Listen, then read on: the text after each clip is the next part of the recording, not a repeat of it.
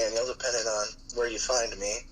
I run Sailor Jerry's Bulldogs, a kennel for old Boston Bulldogs, and I've been working with the breed for just shy of 10 years, and then been breeding for about 7 to 8 years. And then I started getting into breeding dogs originally because I owned 2 Boston Terriers originally, and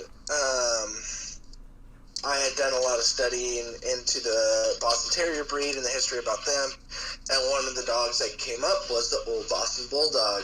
Well, eventually my male was accidentally killed by a neighbor's dog before I could actually get into breeding Boston Terriers. And that's when I took that opportunity to reach out to Nathaniel Rutan and get my first old Boston Bulldog. And so Noodles was his name, and so he was the inspiration into me getting into breeding at all. And then because the history of the Boston Terrier got me into the old Boston Bulldogs.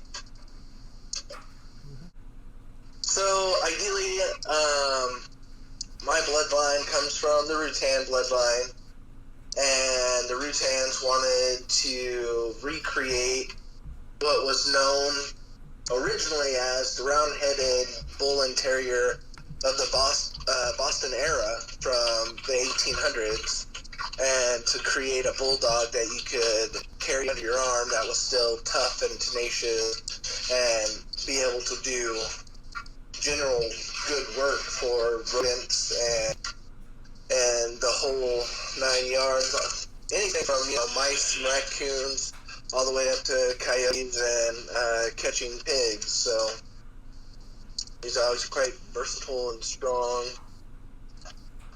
and they make great family dogs too. So in my yard, one of the things that's really, it always gets me is their personality straight off the bat, because they're these fun, lovey, goofy dogs. And then the other thing that never ceases to surprise me is their really well-rounded ability to work. And I have had dogs literally dig shrews up out of the ground in the middle of the night in pitch black and catch all sorts of manner of things, and with fairly, little effort and ease, and still turn around and just be, the big goofballs that they can be. And so, and it doesn't matter what age, like my oldest dog, Fable, is still capable of doing the work and still loves to do the work, and he's almost 10 years old.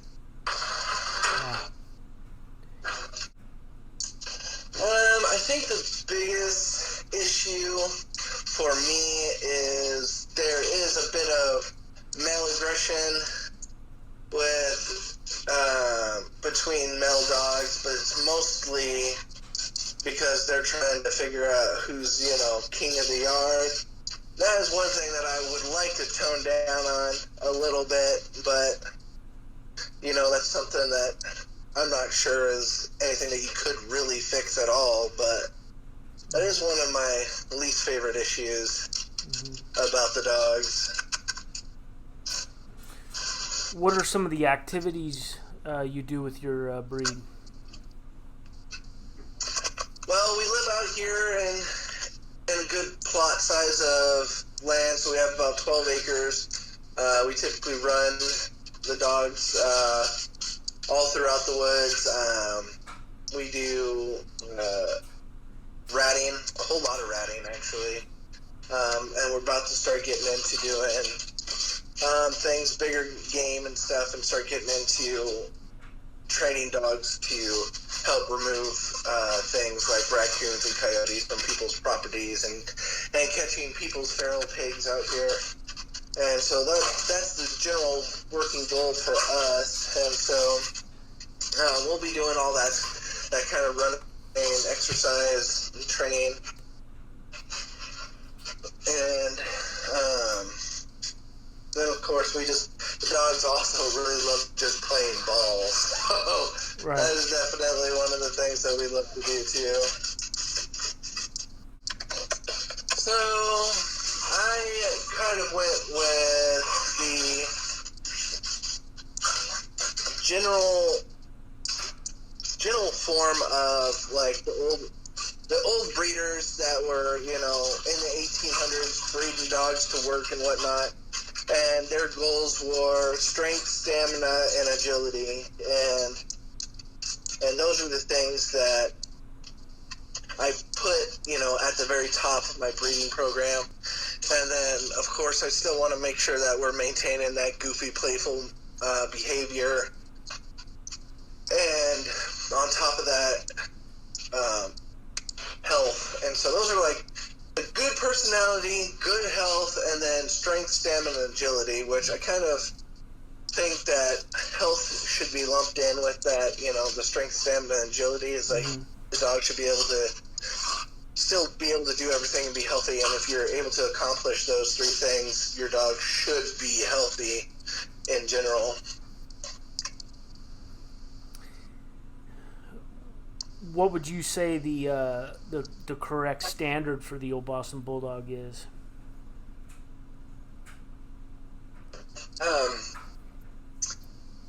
Nathaniel put up a standard, and I generally tend to stick with that one because honestly, it's perfect. I feel that dogs, once they start, depending on the breed, if they start getting over like 45, 50 pounds, they start losing certain abilities to perform because they'll become too weighted. And stuff like that. And so the typical like 30 to 45 pounds,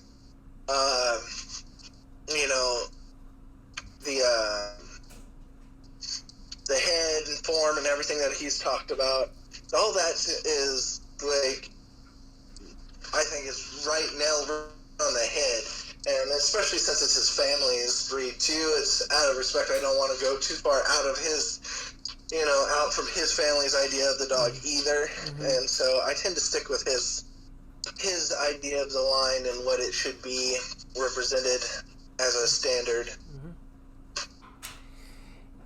And when a customer buys a puppy from you, what is the typical reason they buy from you? For example, like their lifestyle and what they're looking for in a dog. Typically, people are wanting a fun, playful dog for their family, an active dog to be able to go on hikes and running with. We do get people who also want them to work. We've actually had a nonverbal, mentally disabled young lady.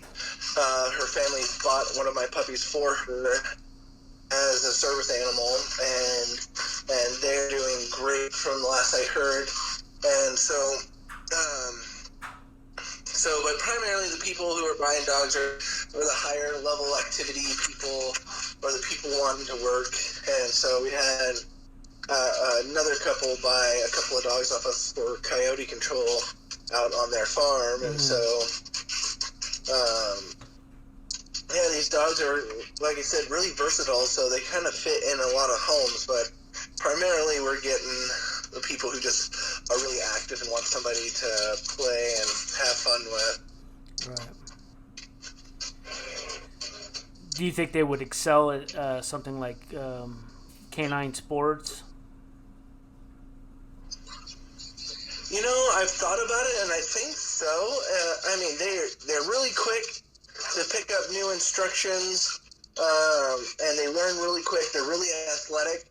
So, especially some of the sports like, oh my lordy, lure chasing, I think would be fantastic for them. And then the barn hunt, although I'm not sure how tough those little tubes are that they put the mice in, that they try to hide them in the barns are, as long as they can get it before the dog decides to eat it. Stuff like that. I think all those type of sports they would do really, really well at. And how would you compare them, besides just size, to a Boston Terrier? Outside of size, I'd say they have a really similar personality, because I do still own a Boston Terrier, and they all are just crazy together, you know, full throttle, pedal to the metal type dogs, and but obviously the old Boston is 100 times more capable than a Boston Terrier, right? And so generally, like, yeah, just outside of the size and that, they have really similar personalities. And how are the personalities different between the males and the females?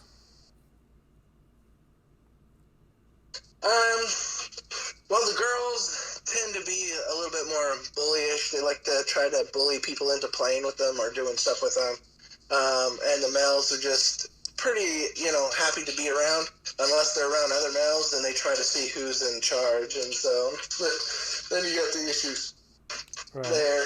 But how many old Boston Bulldogs do you have on your yard currently? We have 8. Wow. Awesome. 4, 5. Yep, 8. Awesome. Good stuff. All right, this will be my last official question. What is your favorite breed that you've never owned or handled but are interested in? Why?